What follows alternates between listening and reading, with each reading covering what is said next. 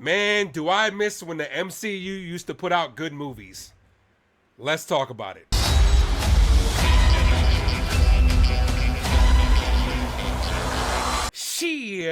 What's going on, everybody? It is I, yours truly, the Ace, here with a spoiler-free review to the latest MCU movie, The Marvels, that drops this weekend. Join me down below in the comment section. Let me know, did you like this movie, or is it just another box office bomb that the MCU continues to bring us? Obviously, you guys know which way I'm kind of leaning towards. I want to know what your thoughts are, but here is why I think that this movie was a major disappointment.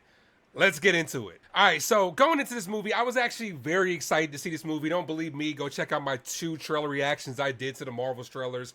Like I said, wasn't the biggest fan of Captain Marvel. I thought she was very stale, forced, underdeveloped, and it just didn't work for me that first movie. But I was very excited about this one. Kamala coming off Miss Marvel was absolutely amazing, and this movie picks up right where that movie leaves off. Monica Rambeau with her character in WandaVision, I thought that that would have been enough to carry this movie to at least decent status. But I give this movie a meh. Like, it was just very, very disappointing. More of the same stuff that we've seen from the MCU, the shortest MCU film, so it did go by pretty quickly, and I just couldn't wait to get out of that theater overall. It was just, like I said, very, very disappointed, and it's just like the MCU, I've been trying to defend them a lot lately, but we really haven't had back-to-back good movies, and this is very subjective, obviously. Movies are subjective at the end of the day, it's just my opinion, but in my opinion, we haven't had good back-to-back Marvel movies since Endgame and Far From Home. Now, Phase 4 and 5, we've had good movies sprinkled in between, like, No Way Home, Wakanda Forever, Shang-Chi, Guardians of the Galaxy 3, but they haven't been back-to-back. They've come off of very bad movies, and coming off Guardians of the Galaxy 3, I thought this movie would at least be decent, but this was just a huge letdown at the end of the day.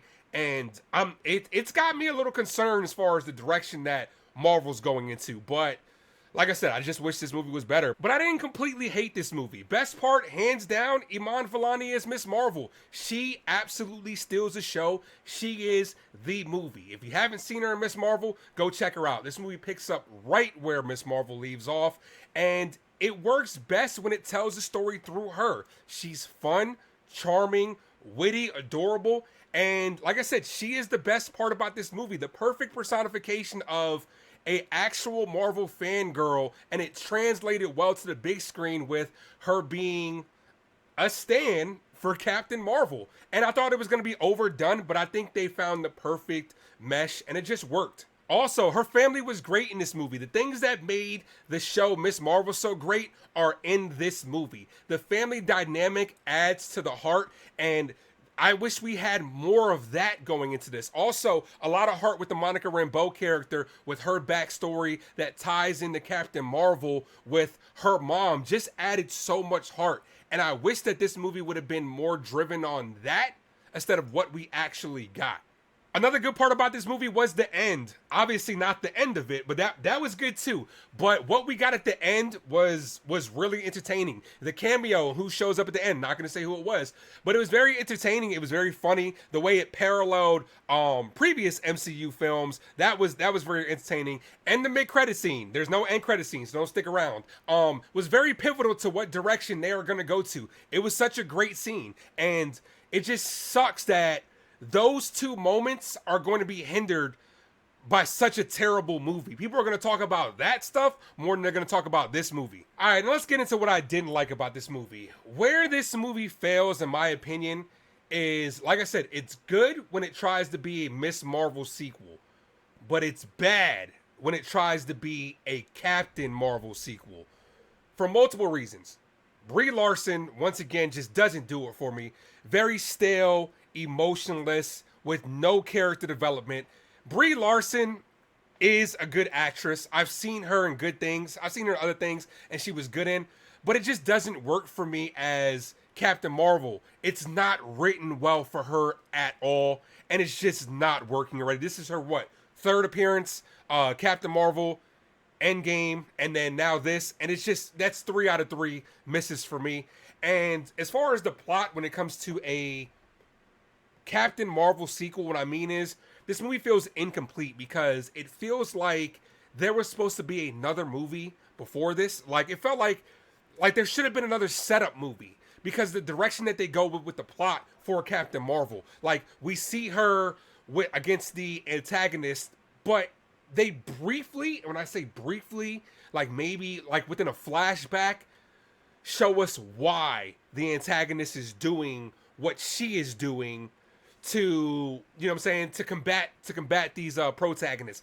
And it just doesn't work. This would have been better if it would have been another movie in between this. I feel like this movie feels like it is a victim of reshoots. Now, because of how incomplete it feels, I would like to see what they left on the cutting room floor, because that could have filled in a lot of what this movie is missing and probably made a better movie. The way this movie is like all over the place with the plot really goes to show me they didn't know what direction they really wanted to take this movie. Is it a Captain Marvel sequel? Is it a Miss Marvel sequel?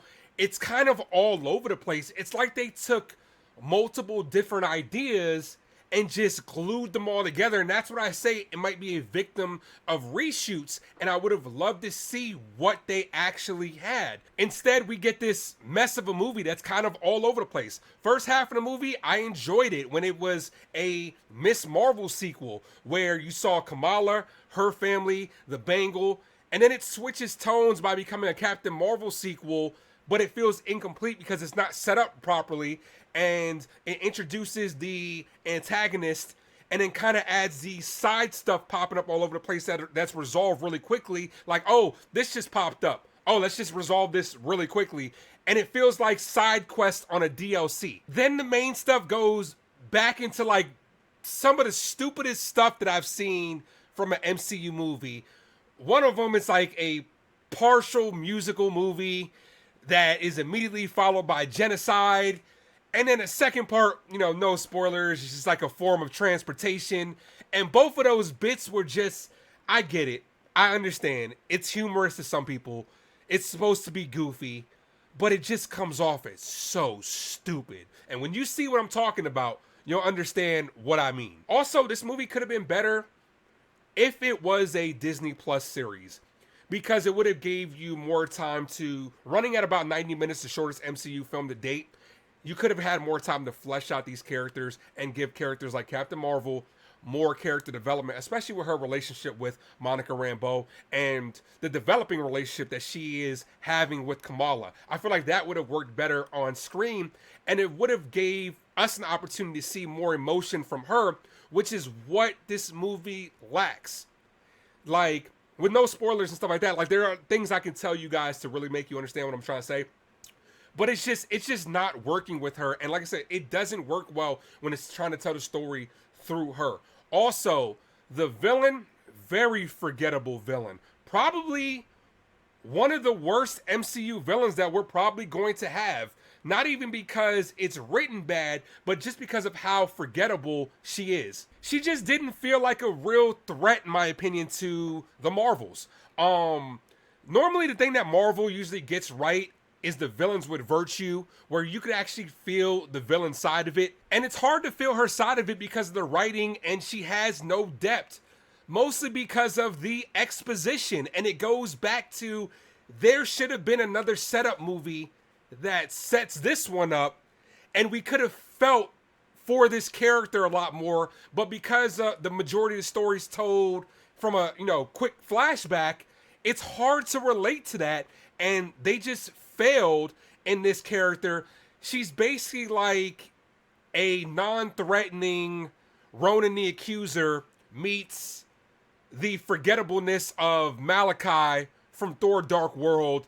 And I'm not saying she's the worst MCU villain, but she's up there. But overall, this movie had some fun moments, couple good characters, but I think overall it just led to a terrible movie. I'm gonna give it about a 5 out of 10, and that's kind of being generous for me.